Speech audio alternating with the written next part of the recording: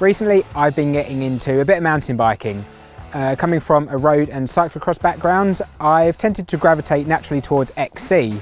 So I bought my own XC bike, this Grand Canyon 29er, and I tend to crash a lot.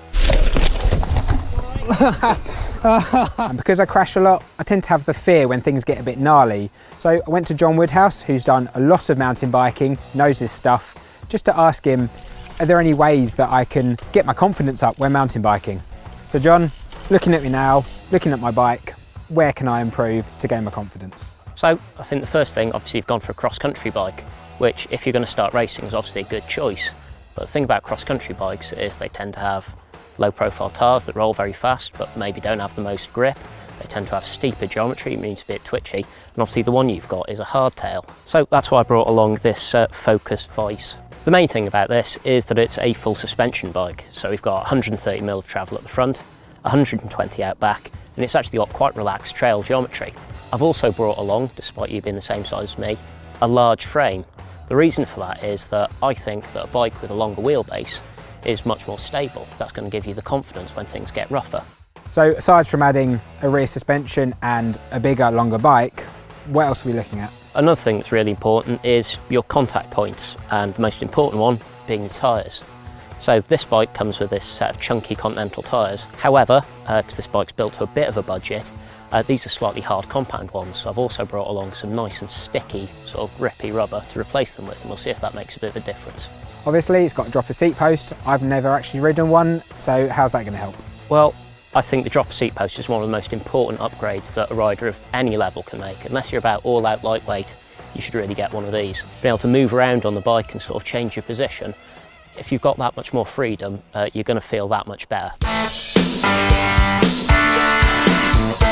I can't help noticing what you're wearing. I mean, that's perfect for going racing, but out on the trail, you're probably going to want a bit of protection, as you've already found out.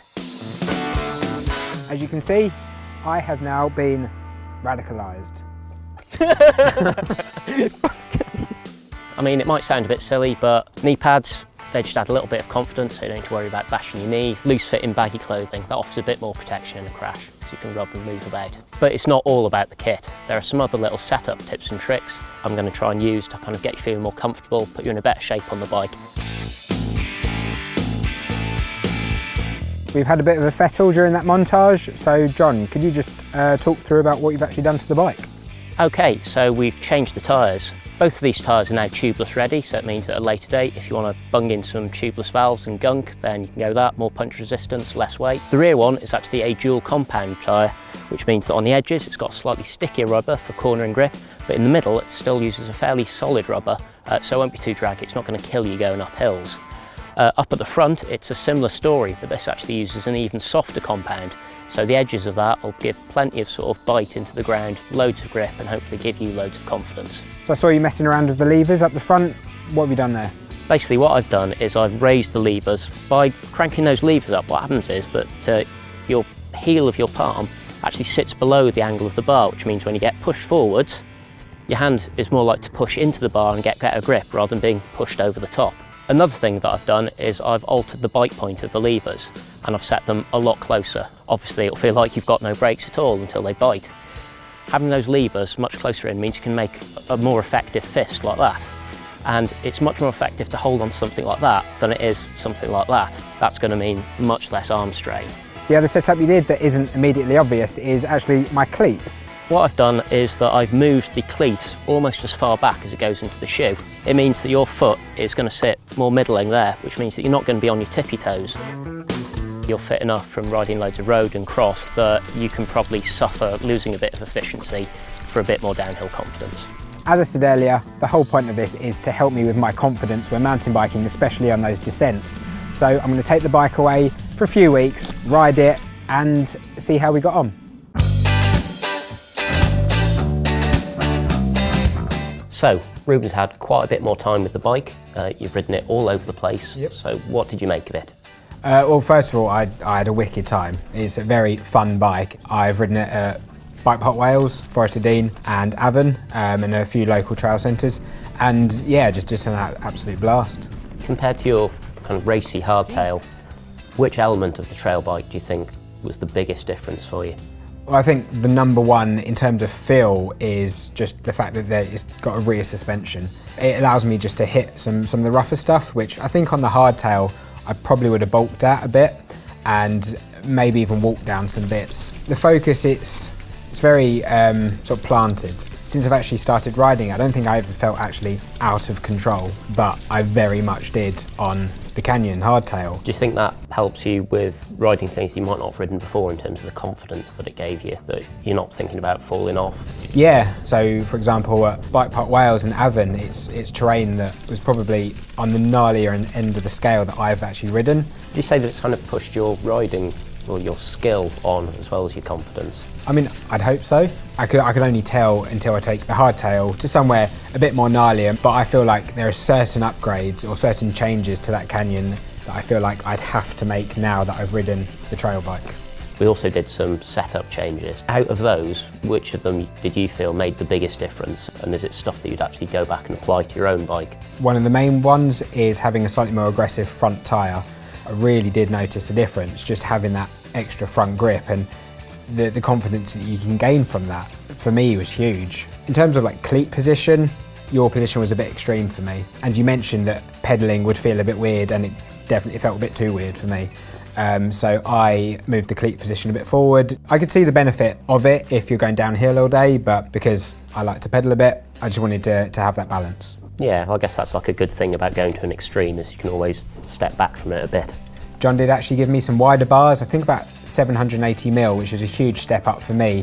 I didn't install those because I found that the spec bars, while giving me confidence, I was actually punching trees when the trail got a bit narrow. Until I think I can maybe throw the bike around a bit more. As a beginner, I just don't want too wider bars, so then I'm punching every tree as I go past it.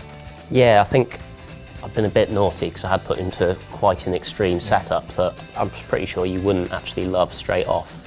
Starting off with quite an extreme position is a good thing, because then you can actually know what difference that makes, and then you can like back it down up until you're very happy with it. There's one addition to the trail bike that I'd never ridden before, and that's a dropper post. Now, having ridden one, I can't really see myself not riding with one, even on the hardtail. And it's just the fact that it gets the saddle completely out of the way and you just have so much more room to move. A lot of people that haven't tried them still think that dropper posts are hype and it's sort of really unnecessary. But there are very, very few people that have ridden with one that will then come back and go, actually no, I'm not interested in that. I'm never going to be at the front end of an XC race, so I might as well take the hit on the weight penalty and have that huge confidence boost. It seems like you're really positive about this trail bike. Does that mean that the Canyon's no longer going to have a place in your shed? For me and the riding that I like to do, I think I'd have to err back towards the Canyon race bike, but with the spec changes that you showed me, I think there's definitely ways to make that bike more confidence inspiring, less twitchy, and basically the right bike for me.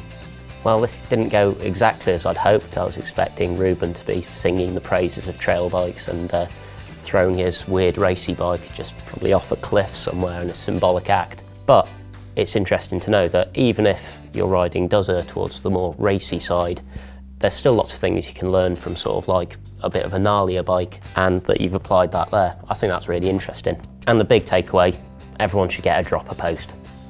Yes. Amazing.